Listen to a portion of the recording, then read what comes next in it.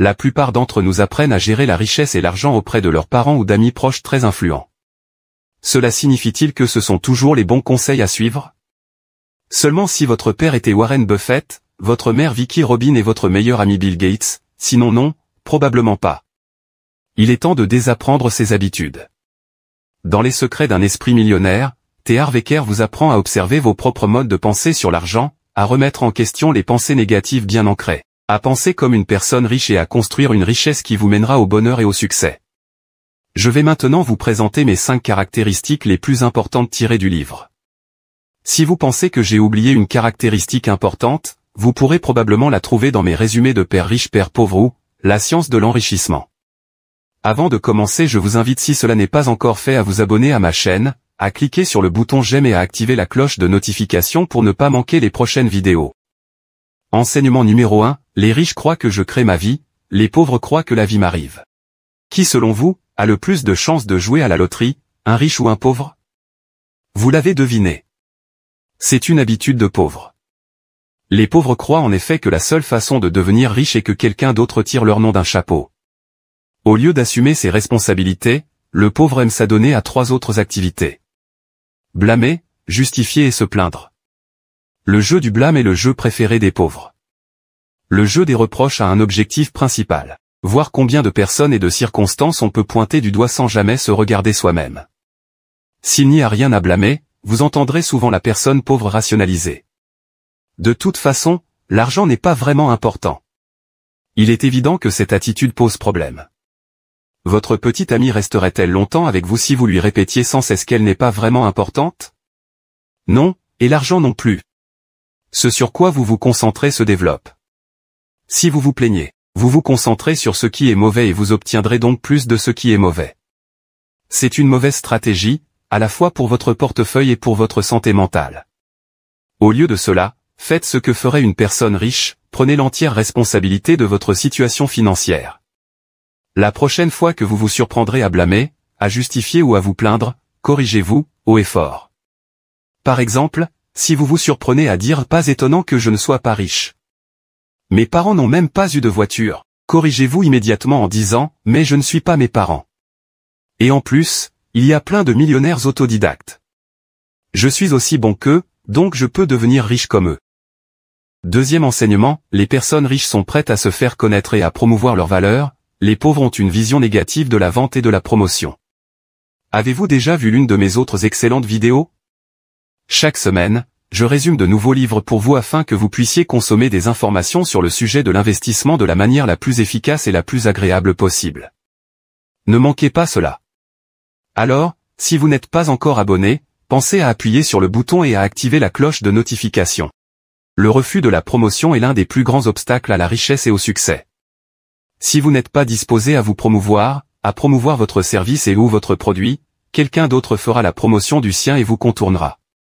Cela vaut aussi bien pour les chefs d'entreprise que pour ceux qui cherchent à gravir les échelons. La promotion est mal perçue par de nombreuses personnes pour l'une des raisons suivantes. Vous avez peut-être eu une mauvaise expérience avec des personnes qui vous ont fait une promotion inappropriée, peut-être sous la forme d'une personne qui a essayé de vous vendre durement. Quoi qu'il en soit, vous devez reconnaître que cette expérience appartient au passé et qu'il n'est peut-être pas utile d'y penser aujourd'hui. Mais sérieusement, vous avez appuyé sur le bouton d'abonnement, n'est-ce pas? Cet abonnement est indispensable, je ne partirai pas tant que vous ne vous serez pas abonné. Vous avez peut-être été totalement rejeté dans le passé lorsque vous avez essayé de vendre à quelqu'un. On vous a peut-être enseigné que l'autopromotion est une mauvaise chose et qu'il est plus noble de faire l'éloge des autres que de se vanter soi-même. Vous avez peut-être l'impression que la promotion est indigne de vous. Je n'ai pas besoin de promotion. Mon produit est tellement bon que les gens devraient s'agenouiller devant moi juste pour l'apercevoir. Au lieu de mépriser la promotion, utilisez-la à votre avantage et voyez comment vous pourrez contourner ceux qui ne le font pas autour de vous. Enseignement numéro 3, les riches sont d'excellents récepteurs, les pauvres sont de mauvais récepteurs. Selon Harv Eker, la principale raison pour laquelle les gens ne réalisent pas leur plein potentiel financier est la suivante. Ils sont de mauvais récepteurs. Et c'est parce qu'ils ne savent pas recevoir qu'ils n'y parviennent pas. Les gens manquent de cette compétence parce que la substance dangereuse, je ne suis pas assez bon, coule dans leurs veines.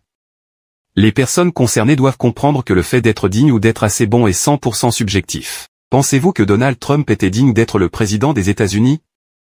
Eh bien, beaucoup de gens le pensent. Et beaucoup d'autres non. Pensez-vous que Donald Trump lui-même pense qu'il était digne d'être président? Bien sûr qu'il le pense. Il n'aurait jamais eu cette opportunité s'il ne l'avait pas pensé. Une autre raison pour laquelle les gens ont du mal à recevoir est le vieux dicton selon lequel « il vaut mieux donner que recevoir ». Celui qui a dit cela devait être mauvais en maths. Pour chaque personne qui donne, il doit y avoir une personne qui reçoit. Si c'est un péché de recevoir, quel genre de crétin es-tu pour forcer quelqu'un d'autre à être un pécheur, juste pour que tu puisses être le noble donateur? Non, donner et recevoir sont les deux faces d'une même pièce et aucune n'est plus bénie que l'autre. Vous pouvez vous entraîner à devenir un excellent receveur sur le plan financier en l'étant également dans d'autres domaines de votre vie. Par exemple, lorsque quelqu'un vous fait un compliment, entraînez-vous à dire simplement « merci ». De cette façon, vous acceptez le cadeau des mots gentils et vous vous entraînez à devenir un excellent récepteur en même temps. Enseignement numéro 4, les riches choisissent d'être payés en fonction des résultats, les pauvres choisissent d'être payés en fonction du temps. Les pauvres préfèrent être payés sur la base d'un salaire mensuel ou horaire régulier. Pourquoi?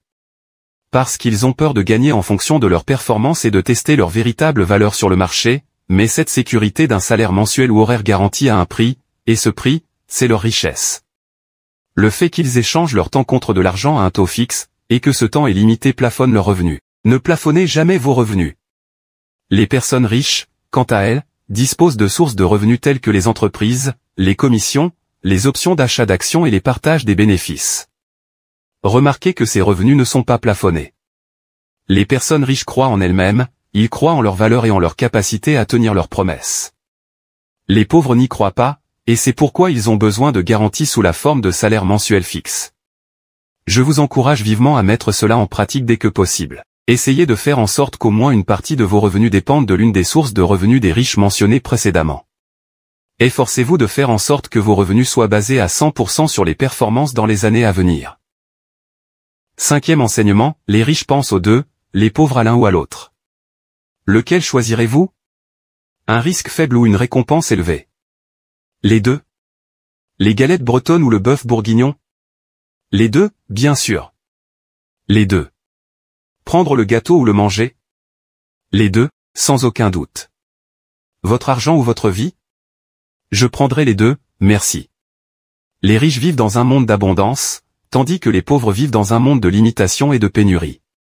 Bien sûr, le monde physique qui entoure ces deux groupes est le même, mais tout dépend de leur état d'esprit. Une personne pauvre pense qu'il n'y a jamais assez pour tout le monde. Elle dit des choses comme « Je n'ai pas les moyens de me payer ça ». Il n'y en a jamais assez. On ne peut pas tout avoir. Le problème avec cet état d'esprit, c'est qu'il empêche toute créativité. Au lieu de penser ou de se dire de telles choses, essayez de vous demander « Comment puis-je avoir les deux ?» Le plus souvent, vous trouverez un moyen. La répétition est reine, alors revenons sur les points à retenir. Vous créez votre propre vie. N'ayez pas peur de vous promouvoir et ne soyez pas méprisant à cet égard. Entraînez-vous à devenir un excellent récepteur, car si vous ne savez pas recevoir, vous ne le ferez pas. Choisissez d'être payé en fonction des résultats. Et pensez aux deux.